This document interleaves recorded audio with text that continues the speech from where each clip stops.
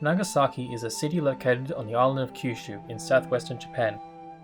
Its name in English means Long Cape, which is the defining geographical aspect of the city, along with the tall hills surrounding it. When one hears the name Nagasaki, most people will think of the atomic bombings during World War II, but this association doesn't do the city justice.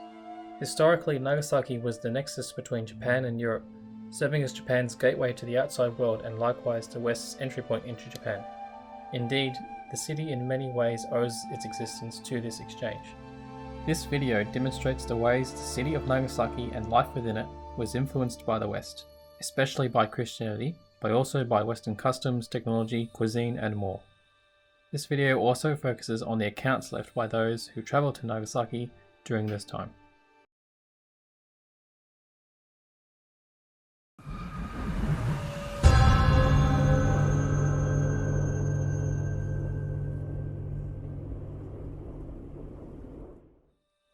During the first half of the 16th century, when Japan was in a state of civil war, Nagasaki was only a fishing village of little importance within the Omura domain.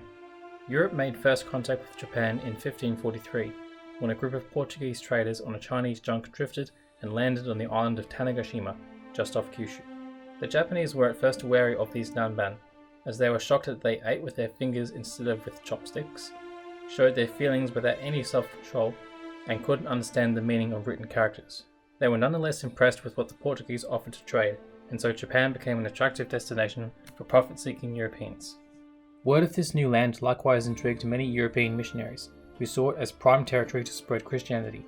Francis Xavier and his Jesuit missionaries became the first Catholics to arrive in Japan. Although they initially had little success converting the Japanese, their number of converts increased once they gained a better understanding of Japanese people and culture. However, these converts would face backlash from their fellow countrymen. During his Nagasaki visit in 1692, German physician Engelbert Kaempfer wrote, "The Padres, however, won the hearts of the inquisitive populace with the solace afforded by the hitherto unknown religion, and made adoption of the Roman Catholic faith attractive through the example of their virtuous lives, performance of good deeds for the poor and sick, and especially the outward splendour of their religious services." In addition, the Japanese had a natural fondness for the Portuguese on account of their lifestyle, their dignified friendliness, and their mental affinity as people of the same latitude, and this resulted in continuing favourable developments for all things Portuguese with regard to both trade and spiritual conversions. Although Francis Xavier died in 1552, his followers remained in Japan and converted several daimyos who sought amicable trade relations founded on shared Christian beliefs, the most notable of which was Omura Sumitada, who converted in 1563. Many other daimyos were eager to trade with the Portuguese, but a lack of proper seaport in Kyushu for harbouring foreign ships complicated matters. In 1567, Jesuit missionary Luis de Almeida became the first Portuguese to enter Nagasaki, and 2 years later the first church, Todos os Santos, was built on a summit overlooking the town near modern-day Shindaiku-machi. The harbour was particularly admired by the Jesuits, who reported their discovery to the Portuguese traders. Jesuit Pedro de Moihon commented that although uninhabited and unknown, Nagasaki was one of the best, safest and largest ports in Japan. Although the use of uninhabited is exaggerated, it does reinforce Nagasaki's obscurity at this time. In 1570, Sumitada opened the fishing village of Nagasaki to the Portuguese, and a port was constructed in 1571. Many Jesuit accounts of Nagasaki focus on this decision. Pedro Moihon said Sumitada was an outstanding Christian, and suggested he did so out of sympathy for the persecuted Christians in Kyushu. Others like Kaempfer and Jesuit Alessandro Felignano claim he did so to profit from the nanban trade, and assumed he would forever if the port belonged to the fathers, and so the Portuguese would never stop coming there. In either case, Nagasaki became a centre for persecuted Christians and commercial activity, transforming the village into a developed urban port.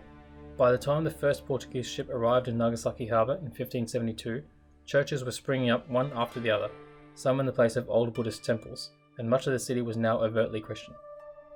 Nagasaki's urban design became something unlike other cities in Japan at the time, as it harmonized the traditional grid system of Nara and Kyoto and the construction of European-style bridges and streets and houses in the nearby hills, which was common in Portugal but unknown in Japan at the time. The Portuguese also built Nagasaki on a hilly site as it looked out to sea and was easier to defend. This was characteristic of the Acropolis system and medieval European towns. Kaempfer also noted that the inner town consisted of very irregular nascent streets and a messy assortment of suburbs that sprang up rapidly due to the influx and overcrowding of foreigners. This demonstrates the rapid growth of the city due to the nanban trade.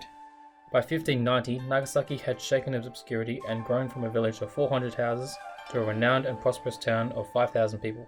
10 years later, its population had tripled, fueled by the influx of Portuguese goods and congregation of Christians. Western food also influenced the culture of Nagasaki.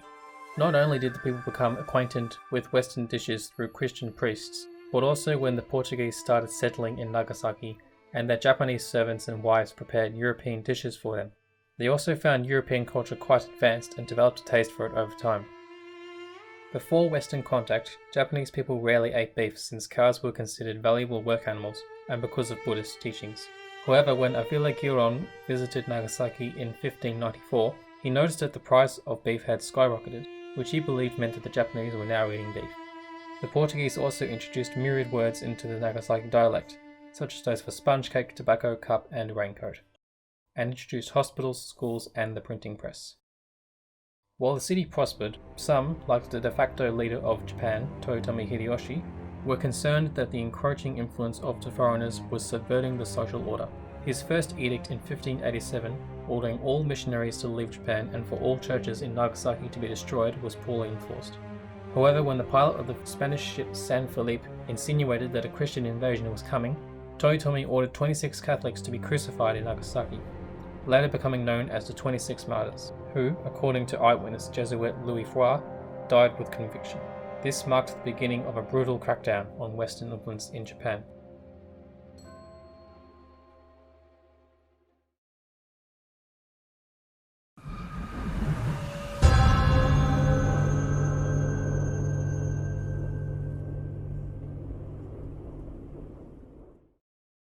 Western influence in Nagasaki was sharply curtailed during the Edo period. Tokugawa Ieyasu finally reunified all of Japan in 1603, but while he initially tolerated Christianity, he harboured suspicions over his extensive influence, like his predecessor Toyotomi. The Dutch, who had recently set up shop north of Nagasaki, demonstrated they could offer the same lucrative services as the Portuguese, but with no religious strings attached. So in 1614, he issued an edict that banned Christianity, expelled all European missionaries, and ordered all Japanese converts to renounce their faith. Most daimyos apostatized and forced their subjects to do the same. Those who refused either fled the country, went underground and became the hidden Christians, Kokura Kurishitan, or were hunted, tortured and executed as part of the Tokugawa's persecution campaign of beheadings and crucifixions. All churches in Nagasaki were destroyed.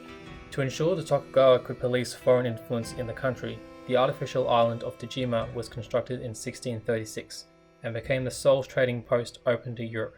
Legend says the shogun ordered the shape of the artificial island to resemble a fan to symbolize total Japanese control over Western trade. Following the unsuccessful Shimabara rebellion, in which the rebels displayed Christian iconography and whose heads were exhibited in Nagasaki, the Dutch became the only Westerners permitted to trade in Japan in 1641.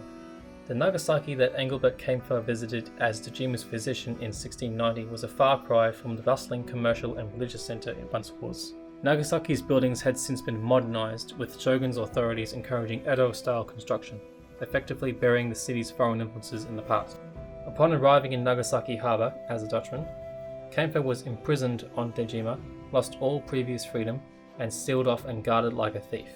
He described how guards were placed in and outside the barriers that contained us, and we were not allowed to talk to the Japanese, except our servants and attendants. They, however, had to swear by their blood that would never disclose to us anything about local conditions, nor enter a friendly relationship with us. Swedish naturalist Carl Peter Thunberg, who served as Tajima's physician in 1775, similarly wrote, "A European condemned to spend the rest of his life here in this solitude would truly be buried alive. News of great upheavals of empires never reaches this place. The journals of Japan and still less those of foreign countries do not arrive here.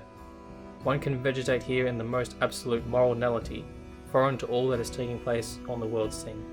Due to the tight restrictions over what entered the country, as well as the remoteness of the city and the quality of the soil, food and manufactured goods were generally poorer yet more expensive than elsewhere. However, the city was by no means impoverished. The strict importation measures also meant that Nagasaki had few merchants, innkeepers, storekeepers, artisans, landlords, or rich people, but consisted mainly of common citizens and day labourers, who were able to earn a living by the strength of their arms. Kaempfer also touched on the status of Christianity in Nagasaki.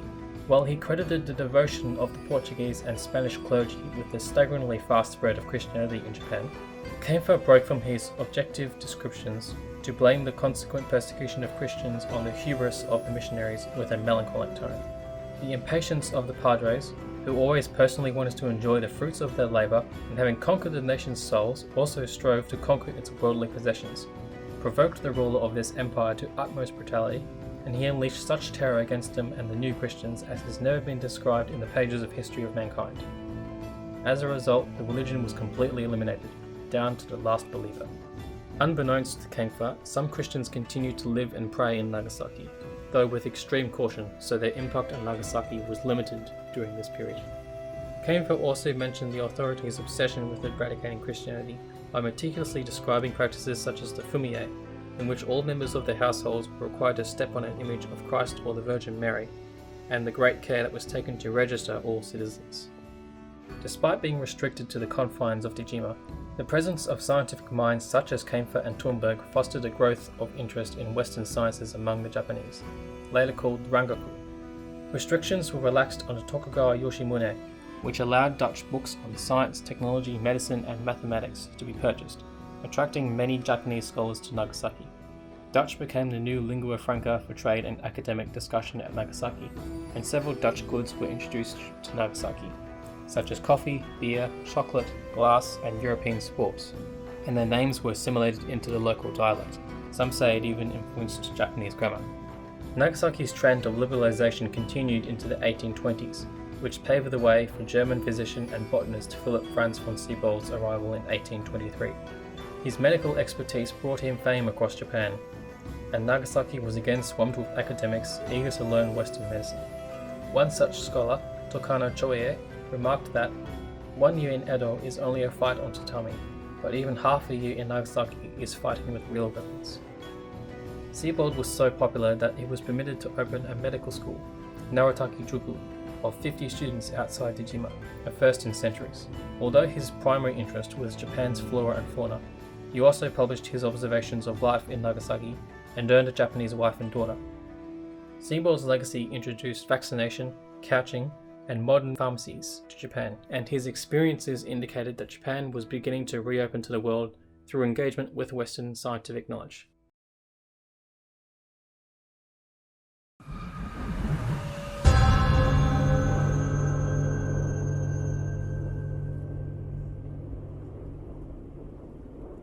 Japan remained a closed country throughout the first half of the 19th century, but Japan's isolation was disrupted on the 18th of April 1849, when American commander James Glynn sailed into Nagasaki Bay on the USS Preble, forcing his way through a row of boats intended to block access. The Japanese made feverish efforts to scare off the barbarians, but Glynn nonetheless demanded that 15 American seamen imprisoned in Nagasaki be released. He was frustrated with the authorities' superciliousness, their improper methods of communicating with him, and their delayed responses, but he eventually succeeded in retrieving the seamen. Glynn's experiences in Nagasaki led him to propose that relations with Japan be reopened through a show of force, but not to treat the Japanese as being less civilized than ourselves, paving the way for Commodore Perry's expedition in 1853. Perry's mission successfully ended Japan's isolation policy of Sakoku, which consequently ended Nagasaki's importance as the sole port for Western trade, as well as Rangaku, the influence of the Dutch and the use of Dejima. What followed was a wave of Western influence once again flooding into the city.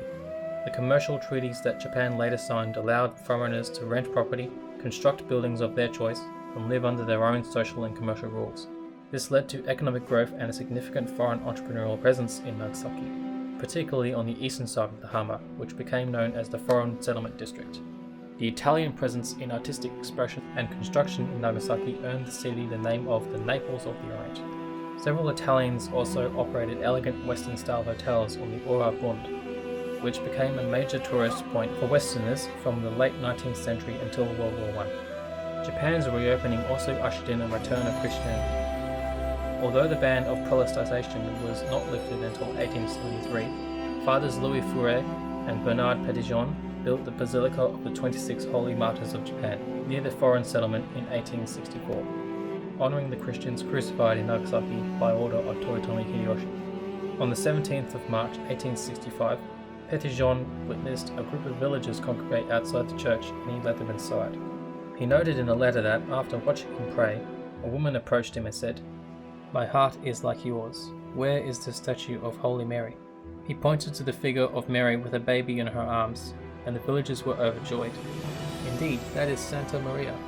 Look, she is holding the Holy Son Jesus." The news of the discovery of these hidden Christians, who worshipped the cross, loved the Blessed Mother, and prayed, and also practiced Christmas and Lent, spread to the Vatican, where Pope Pius IX described it as a miracle. This account bears testament to the unshakable faith of the Kukui Kurishitan under merciless persecution. The Meiji reform legalizing Christianity increased the number of churches in Nagasaki over the decades, including Urakami Cathedral in 1925. However, while Japan was experiencing rapid modernization and adaptation of Western-style clothing, food, and societal organization, Western influence once again declined to Nagasaki only a couple of decades after Japan's reopening. Nagasaki never again reached the level of commercial and cosmopolitan activity of the 1860s, and its traditional trading role was gradually usurped by larger cities as Western trade moved to cities such as Tokyo, Kobe, and Yokohama. Thus, the attention of the West shifted away from Nagasaki, and Western influence and Christianity were also drowned out by Japanese nationalism and state Shinto in the early 20th century.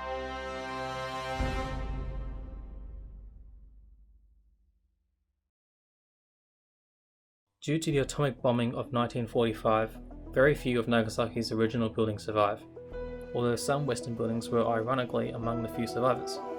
The city was rebuilt but once again exists in relative obscurity, unable to shake its World War II legacy, and relying on historical tourism related to the bombing for its economy. That said, this obscurity has allowed Nagasaki to retain a unique charm that distinguishes it from other cities overwhelmed by Tokyo's economic and cultural power. While some remnants of Western influence were left to decay, others were restored and new monuments were erected commemorating Nagasaki's history of international interaction, such as Tsuchima's original fan shape and the memorial to the 26 martyrs. Additionally, only about 1.5% of Japanese people are Christians nowadays, but most nonetheless trust and respect Christian culture. Consequently, Nagasaki's Western influence is still seen through the Christian churches, Western-style residences, and Dutch Tokugawa period buildings scattered across its cityscape.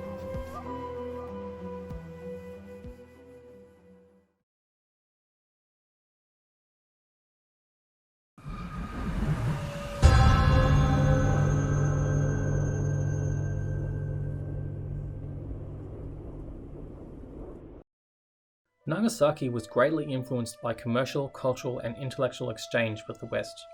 Nagasaki was originally a backwater fishing village, but its natural harbour was very appealing to Portuguese merchants. Omura Sumitada, a Christian convert hoping to secure profit from the Namban trade, opened the port to the Portuguese, transforming the village into a commercial hub and refuge for persecuted Christian converts. Portuguese and Japanese cultural visions of the city were harmonized in Nagasaki, and Western foods influenced its culture and language. However, Toyotomi Hideyoshi was concerned over the encroaching influence of Christianity, eventually banning it and restricting trade to the Dutch. Physicians like Kempfer and Thunberg were disheartened by the prison-like conditions in Dejima, but their presence cultivated an interest in Western sciences among Japanese scholars. Siebold's medical school showed that Nagasaki was on the path to reopening, but did not do so until Commander Glynn's mission. Western influence once again flooded into Nagasaki after Japan reopened and Christianity re-emerged after being repressed for over 200 years. However, Western influence once again declined after trade shifted to other Japanese cities and the atomic bombings. Today, Nagasaki's Western influence is still seen through restored buildings scattered across its cityscape.